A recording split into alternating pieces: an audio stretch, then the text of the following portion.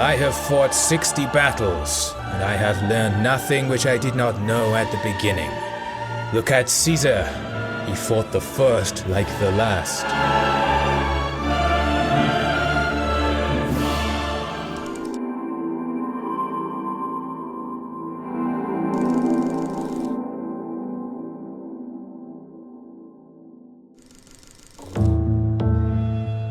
Violent changes in the course of human history always bring the most talented military leaders to the forefront, and the French Revolution of 1789 was no different.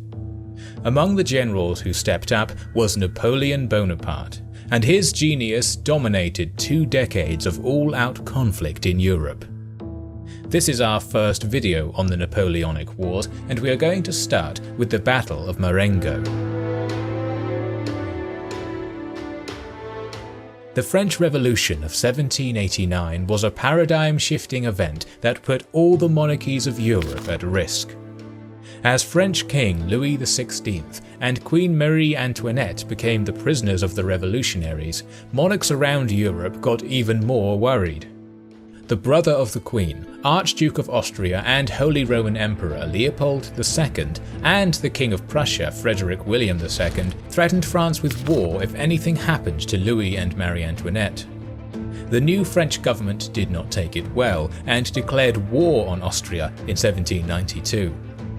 The Prussians declared war in response, and soon after the Allies invaded France.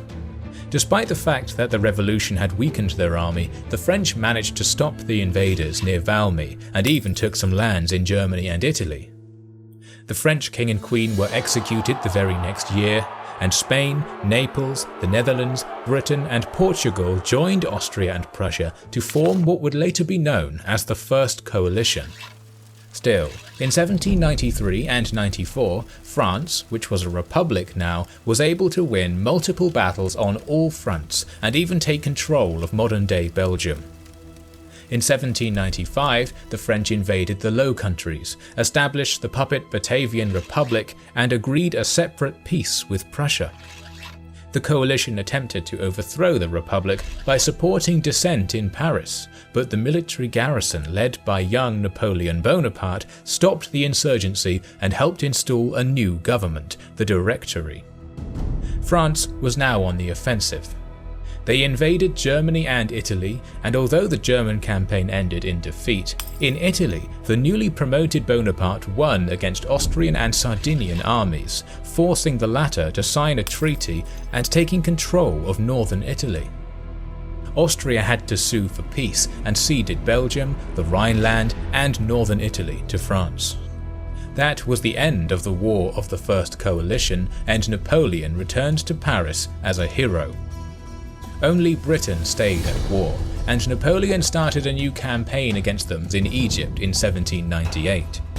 He managed to take control of Malta and Egypt itself, but was stopped by the united Ottoman and British forces. When his navy was defeated near Abu Qir, Napoleon lost the initiative. Back in Europe, Britain convinced Austria, Russia and Naples to form the Second Coalition. In 1799, Britain invaded the Netherlands, while Russian General Suvorov moved into Italy. The British were defeated, but the Austro-Russian army managed to drive the French out of Italy, only to be stopped in Switzerland. Suvorov was pushed out of Italy. The overall situation for France left much to be desired, as the army was in bad shape and the Directory lacked will and authority.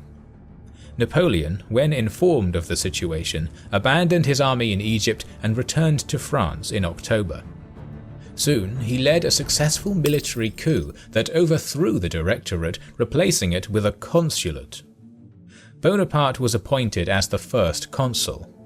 In a short time, he was able to raise an army of 200,000. In 1800, a small portion of this force was deployed in Belgium to defend against a possible incursion, while Moreau was sent to Germany and Massena to northern Italy. The Austrians had 2 armies in the theatre. 120,000 soldiers were under Kray in Germany, and a 100,000-strong force was commanded by Melas in Italy. Massena and his 40,000 were ordered to defend the southern borders of France against Melas. Napoleon tried to fool enemy spies by conducting an assembly in Dijon. He deliberately started training the oldest and youngest recruits there. Enemy agents informed their governments, and that gave Napoleon an opportunity to surprise the Austrians by moving to Geneva with smaller units organized in other French cities. Still, coalition leaders were sure that he would attack in Germany with his 60,000 men.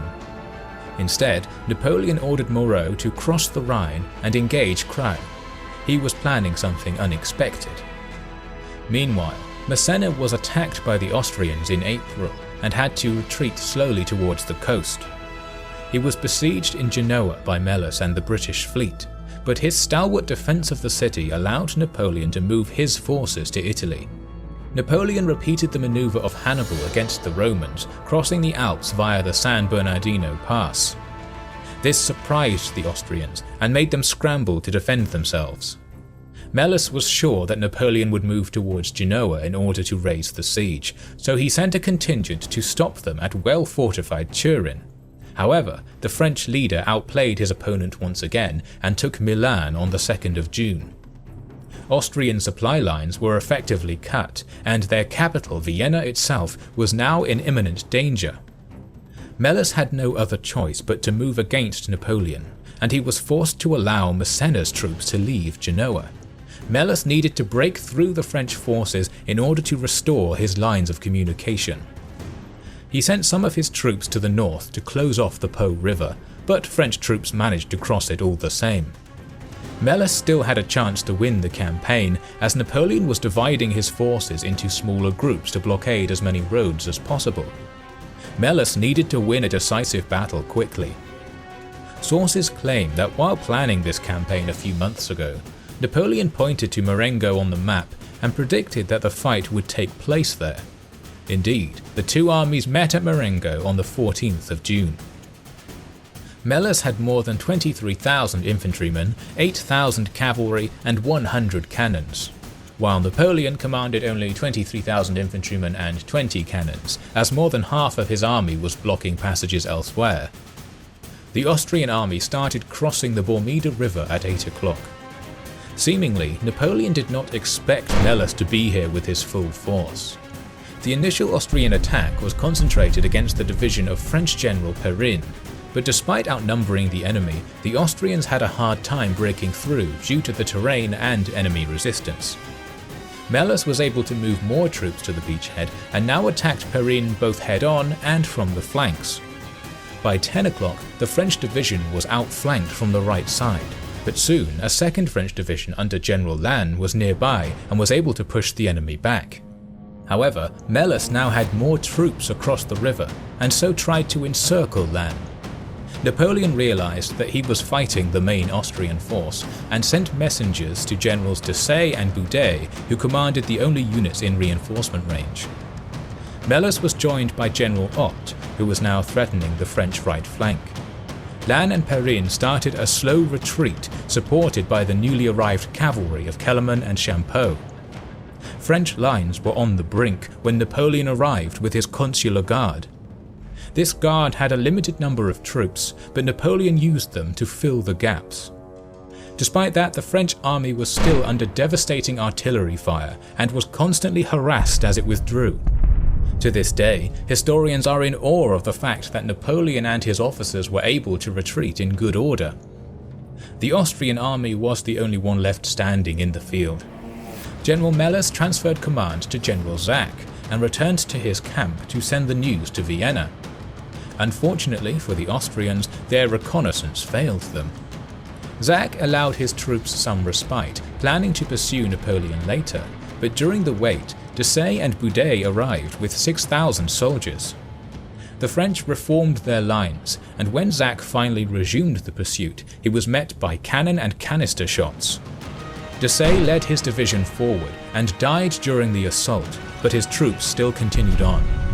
Along with the division of Boudet, they broke through the first line of the Austrian army. They were now facing fresh troops of Zach, and the battle hung in the balance. However, At this point, Napoleon proved his genius yet again and sent his remaining cavalry under Kellerman to attack the Austrian left. This attack proved decisive, as Zach was captured and the leaderless Austrian army had no more will to resist.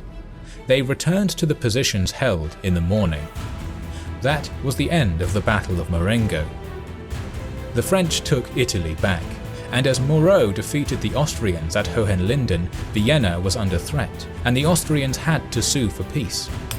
Britain continued fighting, but in 1802 finally signed a peace treaty favourable for the French. Nothing was stopping Napoleon from becoming the emperor. Thanks for watching our first video on the Napoleonic Wars. This series will hopefully continue if we see enough interest. We would like to express our gratitude to our Patreon supporters who make the creation of these videos possible. This video was narrated by me, officially Devin. Don't forget to stop by my channel for some narrative Let's Plays. This is the Kings and Generals channel. We will catch you on the next one.